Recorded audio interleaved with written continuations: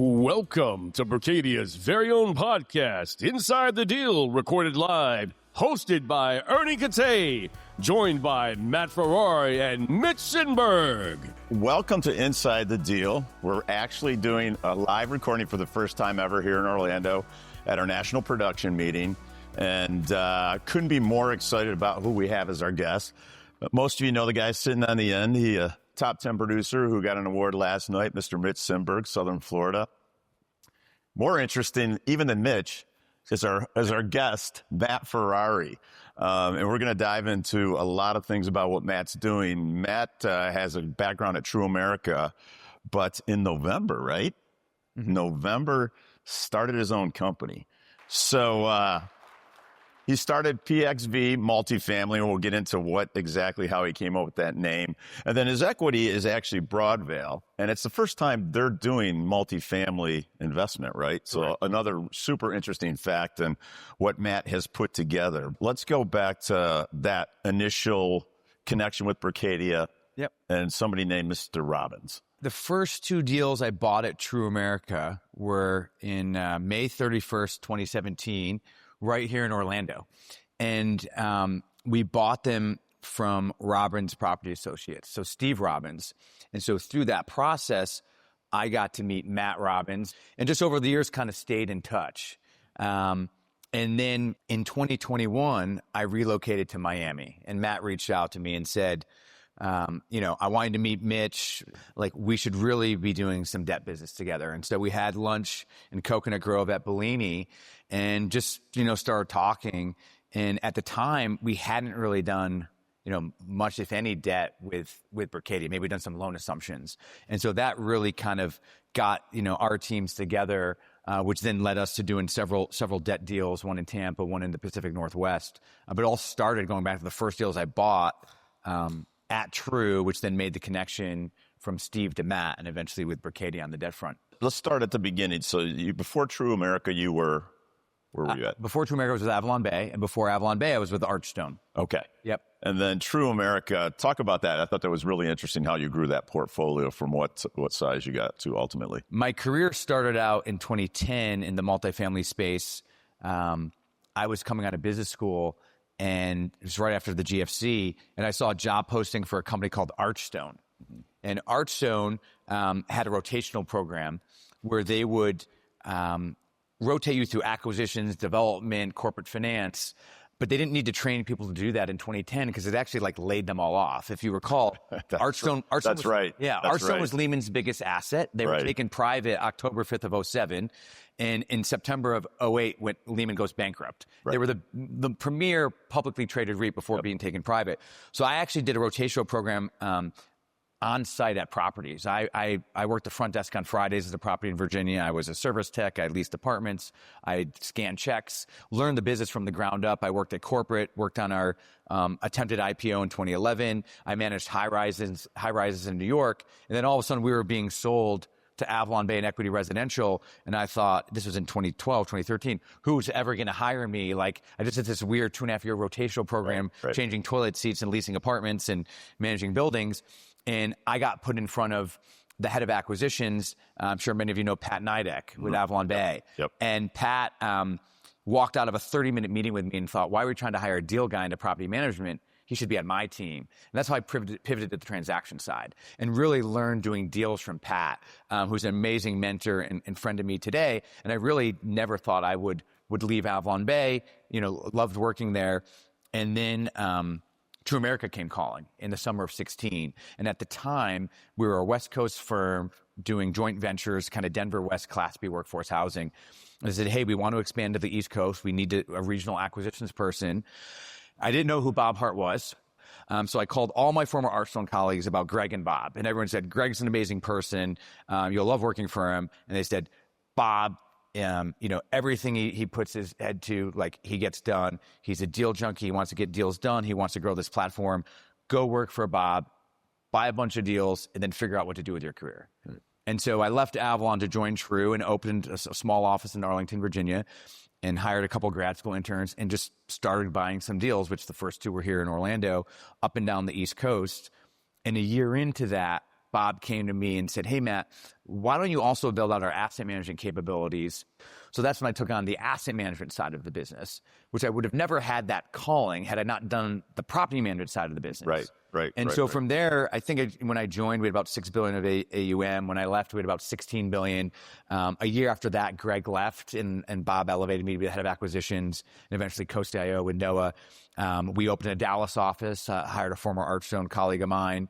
Actually, the first deal that we bought in this Texas region was from Moran.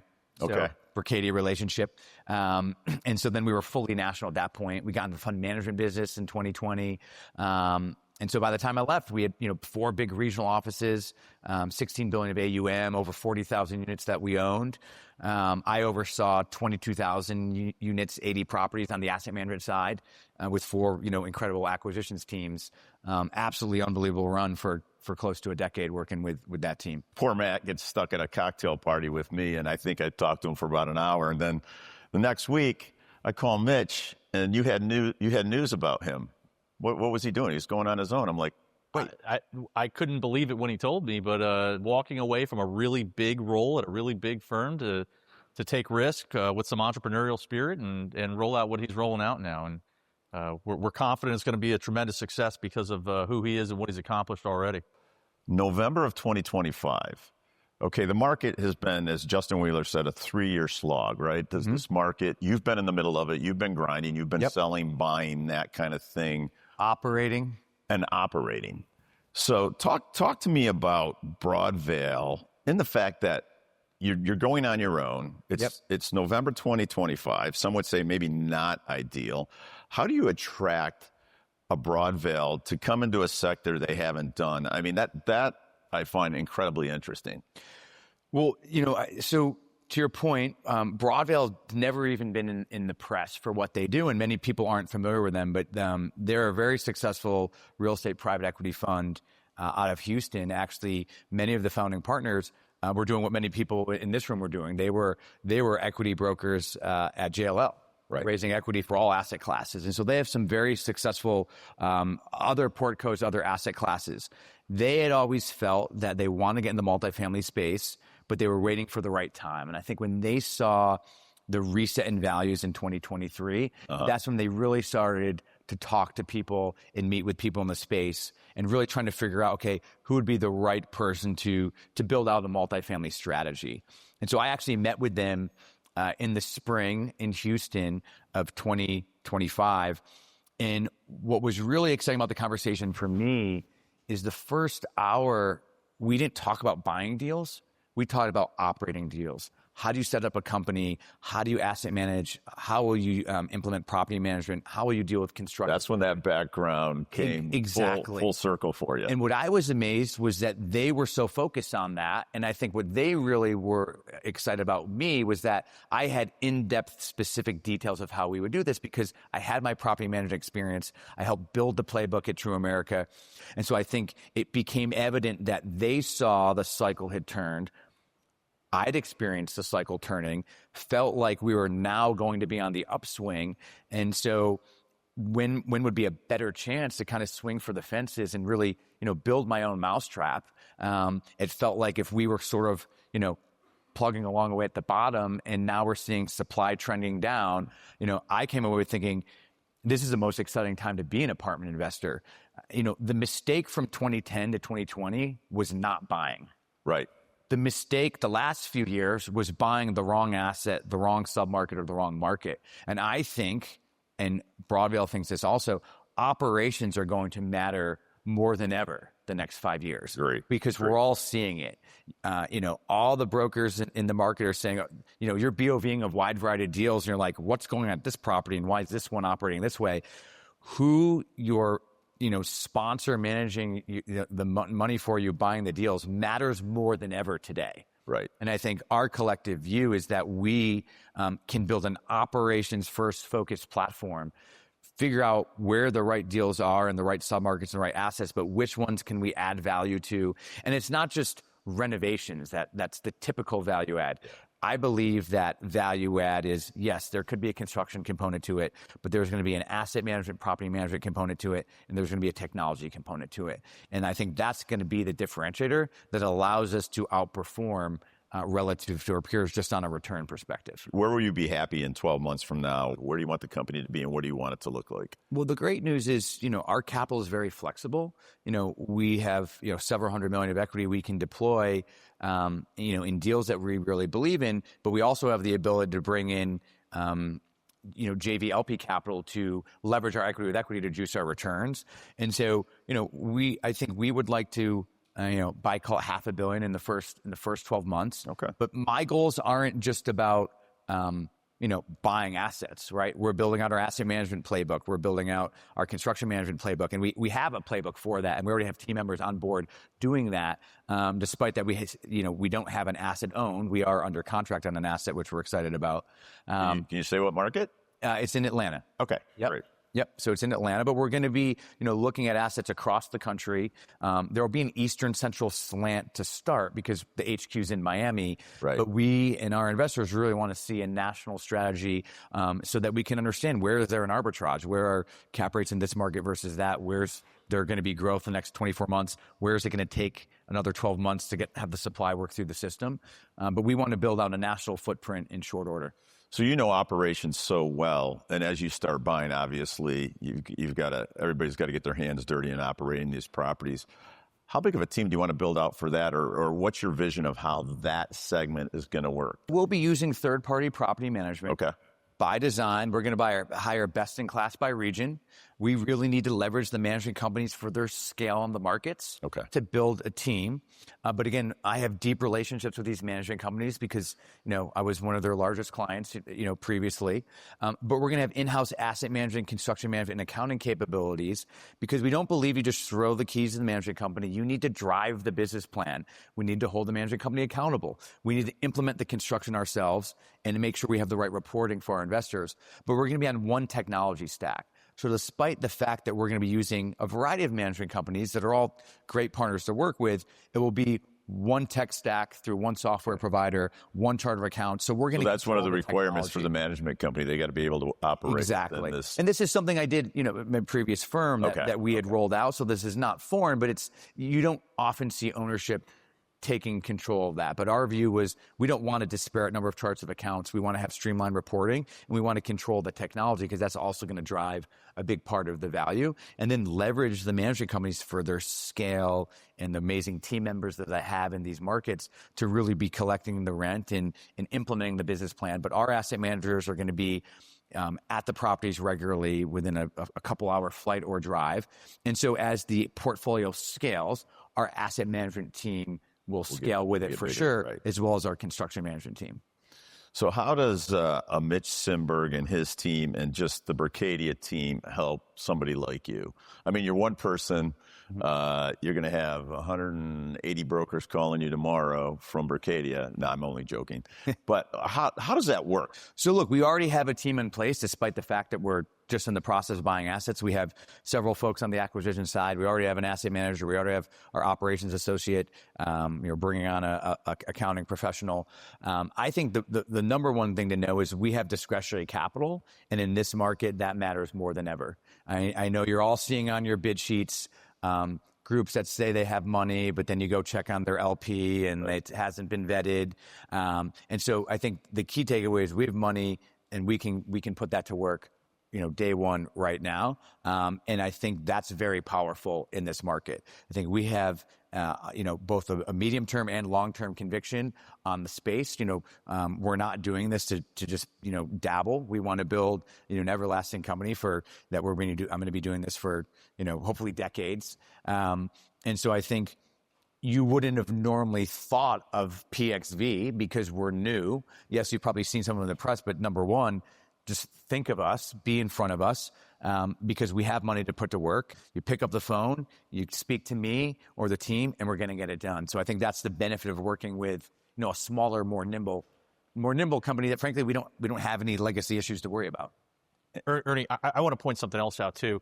The counter to that question is how do we service Matt the best? And one of the things better said that came up when Matt brought in his right-hand man, a guy named George from JRK, is he called me and he said, hey, we've brought in a guy from JRK, George Nashua. Yep. He's tight with Bob and Ed Shields.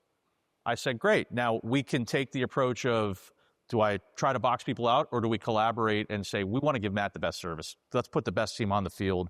Bob and I got on the phone with Ed and the rest of the teams, with Brad and Matt and everybody else. And we said, hey, let's just do this together. There's no point in fighting about it. Let's just grow the pie and do more deals and do more business and serve Matt better to get us more business. Yeah, that connectivity is absolutely key, and that's the thing that I enjoy about, and just kudos to Mitch and to Bob and those guys. Of course, they've had great success. Everybody in this room knows that. But when you see how they build that success, and it is truly teamwork. I mean, I don't know the number, Mitch, but how many Berkadians did you work with last year on deals? I don't know the number. A lot. Yeah. Between IS and debt, it feels like everybody. I know that's not possible, but Yeah. but it's a lot. And the thing that I love about this business, and I have for the entire time I've been in it, is to watch a Matt Ferrari kind of grow up, right? For sure. You cut your teeth in all these different Changing things. toilet seats 15 years ago. Exactly. And when you were changing those toilet seats, I doubt you thought I'll be sitting on a stage with pictures of, maybe you were, of pictures of me on Everest and, really taking the next step, that entrepreneurial step. Talk about the name. The name is amazing. Yeah. So after I met with my capital partner in April, in mid-April, I left for Tibet on April 26th to go climb Mount Everest. And Did that make them nervous? they never told me it did. Okay. It would probably make them more nervous. I wouldn't let Justin Wheeler climb Mount it would Everest. probably I think Randy would make them either. more nervous now. But I'll say this: people probably think, "Oh, climbing Mount Everest—that's crazy! Like, why would you ever do that?" There's ways to mitigate risk in mountain climbing. There's ways to mitigate risk in investing in multifamily. First thing, who you pick as your sponsor is like picking your guide company in climbing. Right. So like, when the weather's good, your guide doesn't matter as much. When things are going smooth, when you can buy an apartment building in 2015 and it just automatically goes up in value 5 years later, who you pick to buy the property doesn't matter that much. But when things go awry and operations get tough in 22 and 23, the sponsor that you partner with matters more than ever. When the weather's bad, your guide matters more than ever. And so the parallels between something like climbing mountains and investing in multifamily, I could go on and on about it. Right. But so actually, you signed the term sheet with my capital partner in early May. We had just gotten to base camp on the north side in Tibet. And so when I came home, I was sitting on the couch with my fiance. I'm like, all right, well, I just climbed Mount Everest, and I guess I'm going to be leaving my job soon, and I need to come up with a company name. She said, all right, Matt, we need to chill with the mountains a little bit, and we need to focus on our family. And I said, fair deal. You tolerate a lot. And so we were searching around, and what we learned is that before Everest was Everest, it was called Peak 15, Peak XV, Roman numerals. So we named the company PXV Multifamily. And then I had brought some flags to the top of Mount Everest. I did not have our logo and flag done at that time, but we did use a little AI to put the PXV flag on the top of Everest. What trends do you see impacting multifamily over the next 12 to 24 months? I mean, we're playing this game, and we keep looking at it. Investment sales have been slow to come back. The debt side has really picked up some momentum. What's your pulse tell you? Well, I think the credit markets have slowed the transaction markets down because so much money is being raised on the credit space that it's kind of a race to the bottom there, and that I think has allowed people to owners to refinance. Bridge to bridge. It's allowed them to not be forced to sell. And then I think lenders have also been willing to give operators who are doing a good job operating the property, but maybe the capital markets, or call it oversupply, that's impacted rent growth or caused rents to go down. They said, all right, the sponsor's not doing anything wrong. We don't want to own it. So we're going to give them more time, more extensions, because they're not impairing the value of our investment as a lender. It's just a market condition. And so I think that slowed the transaction volume down a little bit. And then I think what also has slowed the transaction volume down is when cap rates went from 5 to 3 in 21 and 22, I remember we bought many deals in 2020 and we were selling them in early 2022. Right. Well, that was underwritten as a 5-year hold. We sold in 2. We pulled it forward. Yeah. Right? Now that's sold at peak pricing. So now that owner can't sell for many more years. So we kind of pulled a lot of transactions forward, and then the credit markets have helped. I do think we're getting closer to more times up situations. And I also think as we can start underwriting real day one rent growth, that means buyers will be willing to transact at a tighter cap rate, which means that spread between the seller and the buyer will narrow, which will loosen up the transaction volume a little bit more. But I think if you're not forced to sell, everyone just thinks the next day is going to be a little sunnier than the day before. Supply's on the downslope. Right. So it feels like we're getting through Course correction. Exactly. But I think we all thought, because we're all optimists in this room, right, that this we definitely correction would have happened a little sooner. Right. And we have to be more patient. But that's why I think it's the most exciting time to be an apartment investor and why I launched PXV. So talk to me about the product type that you're looking for. I think, people say, are you going to be Class B? Are you going to be Core Plus, Sunbelt, Midwest? I think the reality is, what happened when a capital was easily raised in the equity space? There was a lot of what we'll call pretenders who came into the space because they could raise money, right? But they weren't operators, right? They were good capital raisers. And again, like your guide, it didn't matter when the weather was great. Right. When you only need to hold it 2 years and make plenty of money. And so I think what we're really focused on is what I would call the accidental medium to long-term owner. I describe that as, developers, they build amazing assets. Are they really set up to asset manage deals day in and day out for 5 years? No, they don't want, that's not what they want to do. Right. If they're doing a good job, they're merchant building their real estate, they're selling to someone who wants to buy, and they're making a big promote and on to the next, right? Well, now they can't sell that quickly. They don't really have an operating capability that is designed for long-term ownership. They're hiring a management company that's good at managing the day-to-day, but, maybe not being an asset management team really driving that. So, maybe they refinance, put some pref on after 2 years, thought the deal would be worth more today than it was 2 years ago, and now it's worth less, and say, all right, you know what? It's just time to move on. I got to go. Right. We want to get ready to build the next deal. Maybe there's the Class B syndicator who they did that 311 bridge loan that they got 2 of their extensions, and now they're like, we thought we were going to sell this in 3 years, so it's time for us to move on.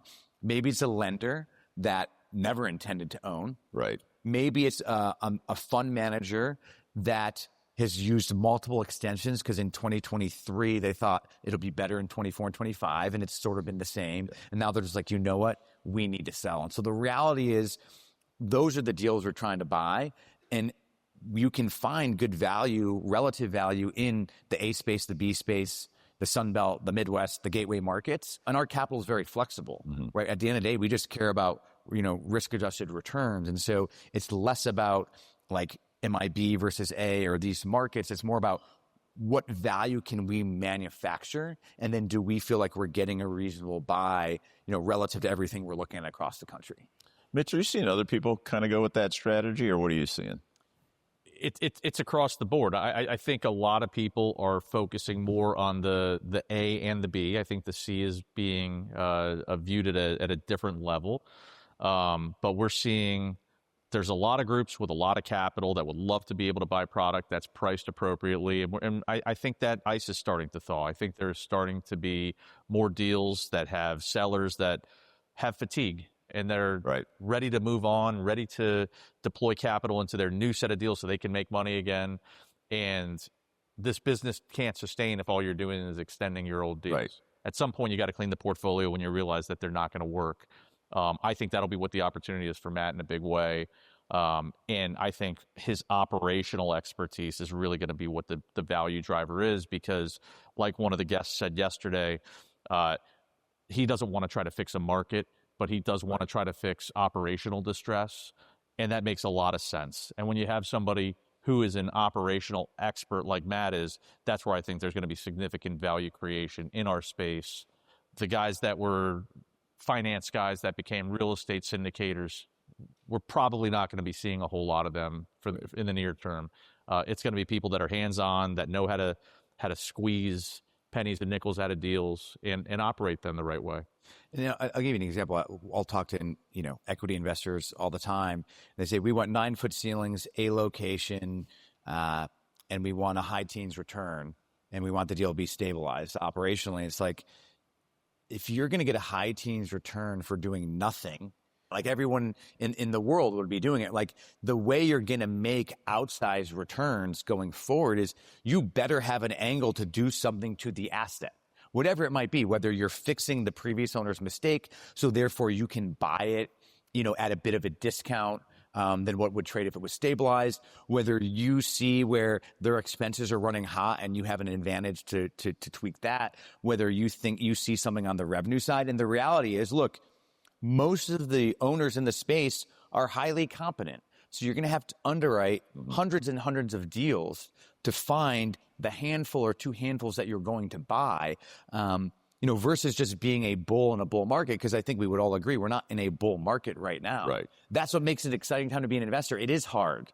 If it was easy, like if I could climb Mount Everest in a day and didn't have to train for it, how rewarding would it be to get to the top? Right. What makes it exciting is that it is difficult, it is challenging, and you got to overcome those challenges. And it's not just buy something today and it's worth more tomorrow. Yeah, that's all nice. Like, those were some good days, but I was just going to say, I kind of miss those days. No, like we do, but like the market's efficient, right? Very smart people entered the space, and so you're going to have an angle or a wrinkle, and I think that's where we're going to be able to differentiate ourselves for our investors, and hopefully just get some outsized returns. But I think if you're just going to go out and buy billions of real estate and sort of be agnostic as to what you buy and where you buy it and what you're going to do, you might make money, but you did it because there was more of you were a bull in a bull market versus you did something. And how do you replicate that, right? What we're looking for is we're going to have great process to get great results, and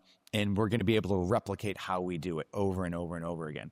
Are there two or three things when you're looking at acquisition that are critical, day one, that you're going to look at and that automatically disqualifies or qualifies? I don't think there's anything automatically or that disqualifies or qualifies something. I think one of the things that was very challenging over the last few years that we were very creative at my previous company, and we'll have the same exact strategy, was how we handled insurance. I think, some firms are just used to having an MIP and just, this is our insurance program and this is what it costs, and there's no creativity whatsoever.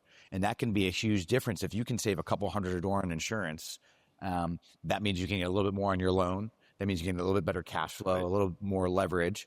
And there was times when the market was really hard where, again, because our business model uses third-party management, we have our own insurance programs. Mm-hmm. And you can leverage the management company's insurance program, and you can kind of pick and choose what's the best structure for your property. Some firms aren't able to do that. They don't have that flexibility. Right. And so that could be an opportunity. Some firms charge a pretty high property management fee to their investors. I think there's things on the controllable where some owners got very used to just accepting sort of inflationary increases and just, hey, we love our landscaper. They've been here for 5 years, but didn't really competitively bid that out year in and year out. Operations is not sexy. Yeah. It's like training to climb a mountain. Not at all. You get on a Stairmaster for 6 hours on a Saturday and just do the same thing over and over and over again. But if you have a system to do it, then it should largely run fairly smoothly. But you have to be willing to get, be in love with the process, if you will. Right.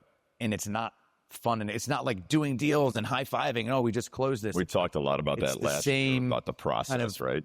Thing over and over and over again, and that becomes very monotonous, right? And many people can't focus on that, or they don't want to. But that's where the value is created. Give me one lesson from your career, other than changing toilet seats, that led to the success that you have so far.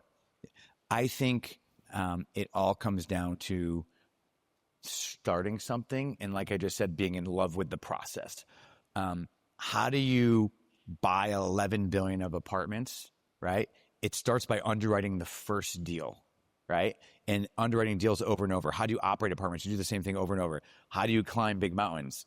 You wake up at 5 a.m. before you have to get on a flight to go tour properties in some other city, and you put a backpack on your back with weights in it, and you get on the Stairmaster for an hour and a half. It's not sexy. It's not even exciting. And people say, well, how do you do it? Like, just start. Like, get 1% better every day at whatever you do, whatever you're trying to accomplish. And all of a sudden you'll look back a decade later and you'll be like, wow, look what we accomplished. Yeah. I think the other thing is, you know, people say, how do you climb Mount Everest? Well, when I read Into Thin Air 12 years ago, I never imagined I would climb Mount Everest. It was impossible. It wasn't even something I didn't even dream about it.